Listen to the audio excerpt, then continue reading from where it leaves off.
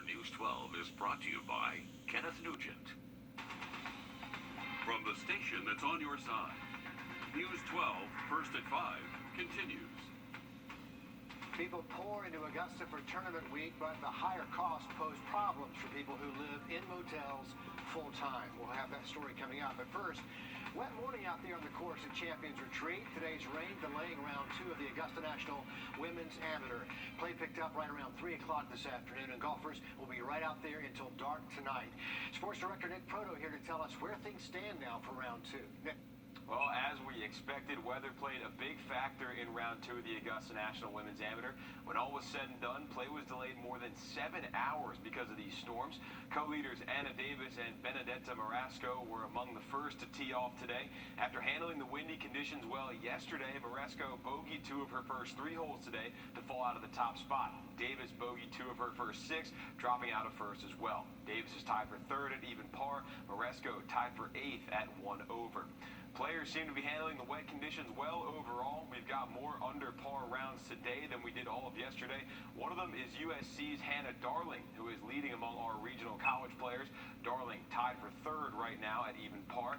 Xiaowen Yin holds the lead right now at 2 under. The cut line looking like it's going to be about 3 over. Remember, the top 30 players make the cut for Saturday. Some notables below the cut line include UGA's Jenny Bay, Clemson's Ivory Shepard and Savannah Gruwal, and West Columbia's Jensen Castle. Here's a look now at the leaderboard about halfway through the second round. The newcomers are doing well in this one. 6 of the 7 women you see there, all in their first time playing this event. Amari Avery is the lone exception. She's looking to improve on her finish last year where she missed the cut. Now, it's unlikely everyone finishes the round before the sun goes down, so we probably won't know who's in and who's out until they can finish up play tomorrow. We'll have another update from Champions Retreat coming up on News 12 at 6 o'clock. That is a tight field. Nobody running away with this thing just yet, Nick. Thanks a lot. So, a good bit of downtime for the golfers this morning, Riley. A good bit of rain on that very challenging golf course. But don't you know they were ready for that sun to come out and get back at it? Here's First Alert Chief Meteorologist Riley Hale with a look at where things go from here. Yeah, that is the good news. Big improvement there, Riley. Thank you. Augusta commissioners will wait until after the tournament to vote on a strategic homelessness plan for Augusta. More families than ever have turned to area motels for shelter during the post-pandemic housing crisis. Many have had to leave their rooms for patrons who come into Augusta. The I-Team's Liz Owens found until this month, those families had very little protection under the law. Liz? Well, it's unclear how many families have turned to motels for shelter after losing housing in Augusta. What we do know is many long-term motel guests began flooding into area shelters last week. Motel owners in Augusta have forced guests to leave their rooms for tournament week long before the pandemic shut down travel and limited patrons into the event. Long-term guests have had no choice but to pay up or get out until now. Just this month, an appeals court ruled the relationship between some guests and some motel owners is not that of an innkeeper-guest, but instead landlord-tenant. Now, what that means is that motel owners must file at the courthouse to legally force out long-term guests paying by the week. The ruling does not specify if the protection extends to people like Stacy, who I met, a long-term motel resident paying by the night. We got to move out for Master's Week, or either we will have to pay the $300 per night fee, what they're going to be charging for Master's Week. Well, you can come back after Master's Week. Like, do you hear yourself? Do you hear what you're saying to me? And what we going to do? I don't know what. Michael got to be somewhere so he can be able to get rest and get ready for work the next morning. So it will most likely take a guest suing a motel to get further clarification from the courts. However, people like Stacy, well, they can't even save enough for a deposit while paying $2,000 a month to stay at a local motel, let alone pay for a lawyer. They are in a tough spot. Liz Owens reporting there from our newsroom. A major settlement today for the widow of a man shot and killed by a Georgia State trooper in Screven County. Lawyers for the family of Julian Lewis say they've secured a $4.8 million settlement with the state of Georgia. They say it is the largest in the state since 1990. Lewis was killed back in 2020. State Trooper Jacob Thompson says he pulled Lewis over for a broken tail light. An investigation later revealed Lewis's tail light was not actually broken. Thompson was fired and jailed on felony murder charges, but last year, a Screven County grand jury declined to indict Trooper Thompson. SLED and prosecutors issuing a joint statement today addressing what they call ill-informed speculation on the murder case of Paul and Maggie Murdaugh. The statement said when a conflict of interest presented itself, the 14th Circuit Solicitor's Office immediately stepped aside. Neither agency would comment on specifics of the case since it is still under investigation. Big moment for students at Cross Creek today. The boys basketball team celebrating a state championship win earlier this month. Today, those players got to climb that ladder for a net cutting, and they'll get to keep a piece as a memento. The team defeated Windsor Forest to take the 3A title. It's the Razorbacks' second year in a row to win. The coach and players alike taking it all in while looking towards the future. It feels good for me because it's my first time actually making it that far to the state championship. So for me to win it as a senior, it's a great feeling. But our mindset here at Cross Creek is we're looking to play for state championships every year, and we're looking to get kids in school. That's the goal right there. The boys team finishing the season with a 26-6 record. Congratulations to the team. All the experience, but none of the danger. How a new piece of technology is helping local high schoolers take flight right from their own campus. Just ahead, First at 5. And we are seeing the left. No one outbeats that. Tune in to First at 5 Tuesdays and Thursdays for Grant Me Hope as we help foster children who hope for adoption to find their forever homes. No foster child is unadoptable. Grant Me Hope. Tuesdays and Thursdays on News 12 First at 5. Well, here's a sure sign of springtime in Augusta, Georgia. Check it out. We saw city workers out late last night mulching those downtown flower beds. Their hard work always paying off. Augusta Parks and Rec sharing photos of the results.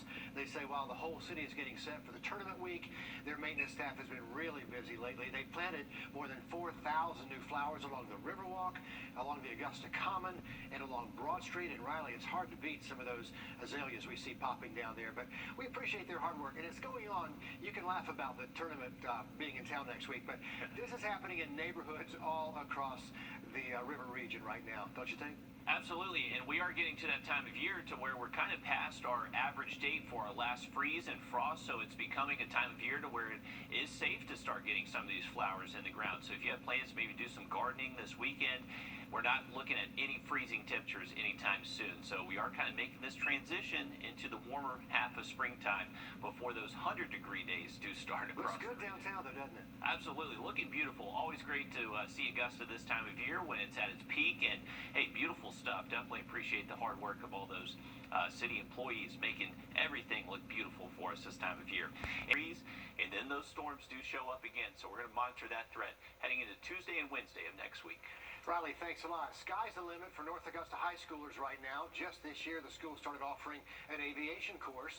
The goal there is to give students the chance to explore different jobs in that field. But check this out. You're taking a look at the newest addition to their classroom, and our Will Vogt got to try it out and shows us how it'll help students before they ever set foot in a plane.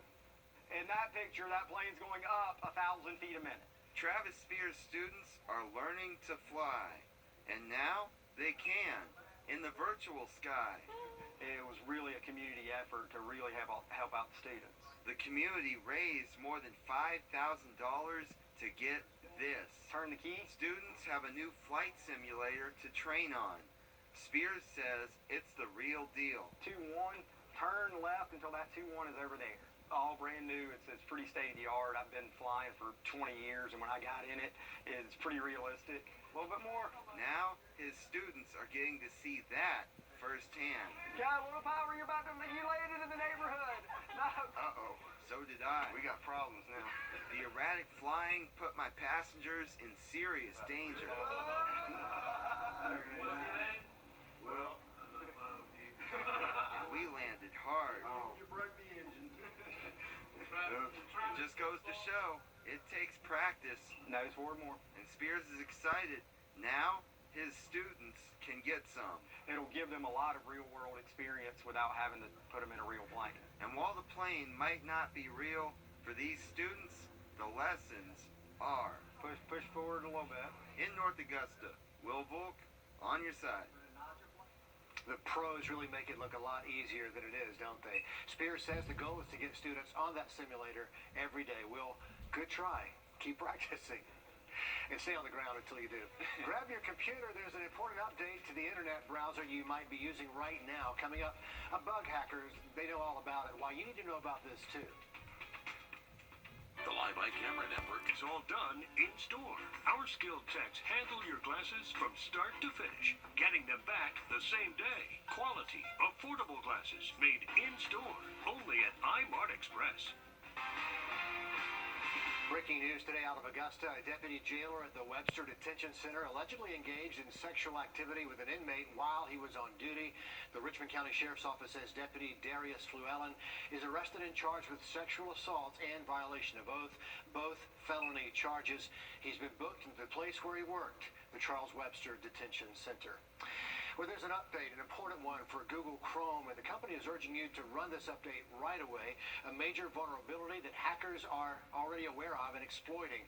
Jamie Tucker's been looking into the problem and what you need to know. All any of us know at this point is that this is an emergency update to the Google Chrome browser to plug a zero-day vulnerability. Zero-day meaning hackers are already exploiting this bug to install arbitrary code on computers around the world. It also impacts the Windows Edge browser, and Microsoft has issued a critical update for that as well. Google isn't giving me any details about this bug because it doesn't want to tip off any hackers who don't already know about it. To update Chrome in the browser, tap the three dots in the top right hand of the browser window. Then click Help and About to see if there's an update available. You should see version 100.0.4896, if not updated. On the Windows Edge browser, click the three horizontal dots, then Help and Feedback and About Edge, and check for updates there. Do this on all of your computers. After a few weeks, when Google finds a large percentage of users have installed the updates, it'll give details about the bug and what it allowed hackers to do. It isn't often that Google releases an emergency update, so take this one seriously and install it. That's What the Tech. I'm Jamie Tucker. Jamie includes those instructions on his website if you didn't catch all of that. By the way, Google says the Chrome update is for Windows, Linux, and Mac computers. There's a new type of body armor designed specifically for women in uniform. A company makes the bulletproof vest using a combination of carbon fiber and a new kind of plastic. The designer says the current way armor is made is hard to alter the shape and make it fit different forms. He came up with the idea after learning of a friend's neck issues associated with wearing her bulletproof vest. The new armor can be tailored to fit any body type, and it offers the same level of price and protection as the other armor. Happening right now, you can get free food while giving blood. The Blood Given Community Drive happening at First Baptist Church of Augusta until 7 this evening. You'll get food from Lifesaver and also be entered to win a $500 gift card and a staycation bundle. On top of that, you're going to get a free box of Girl Scout cookies while supplies last. Again, going on right now until 7 tonight, First Baptist Church on Walton Way. Weeks after President Biden called on Congress to cap the price of insulin, the House passes legislation to do exactly that. The goal is to cap the out-of-pocket cost for the essential drug at $35 per month. And as David Aid explains, even as the House moves forward, the path for a matching measure in the Senate is not yet clear. We pay too much for insulin. Co-sponsors of the House Affordable Insulin Now Act speak outside the Capitol before floor votes. Their bill would cap out-of-pocket insulin costs at $35 a month for people with private insurance and Medicare. Michigan Congressman Dan Kildee says too many people living with diabetes are finding life-saving insulin to be out of reach because they can't afford it. And the idea that some families don't have even access to a 100-year-old drug, it's just unconscionable. What happens in the Senate is still unknown. Georgia Democratic Senator Raphael Warnock already introduced the Affordable Insulin Now Act there. The bill has support from 34 senators, but no Republicans yet. Maine Democratic Senator Susan Collins tells me she's working on a separate bipartisan bill with New Hampshire Democratic Senator Jean Shaheen to lower the overall cost of insulin to also help those who don't have insurance. We want to produce as comprehensive a bill as possible that will help as many people who are insulin dependent as possible. Senator Collins' office tells me there's an agreement on the framework of the bill, but they're still ironing out the legislative text. Senate Majority Leader Chuck Schumer said he supports both efforts to lower the cost of insulin and wants a vote after Easter. In Washington, I'm David Aid. Senator Warnock says it's all about making sure the people who need life-saving medication can get it.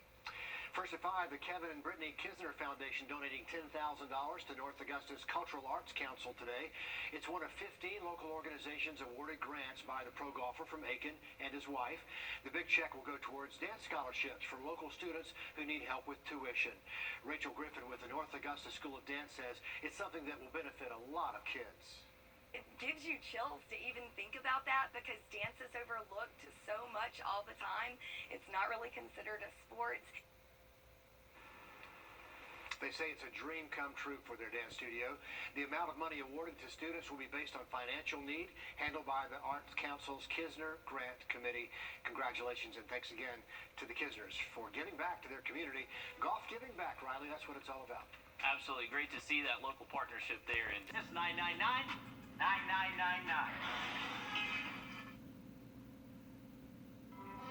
I'm Laura Bourne, inviting News 12 viewers on an adventure to Montreal, Quebec City, and Canadian Maritimes, August 4th to the 14th. Experience picturesque small towns and beaches, as well as the historic cities along the Atlantic coast, as we use roads and rails on this Canadian adventure. Visit holidayvacations.com, keyword Augusta, to learn more about this tour and watch a travel show, or call 888-557-1020 for a free brochure. A world of pure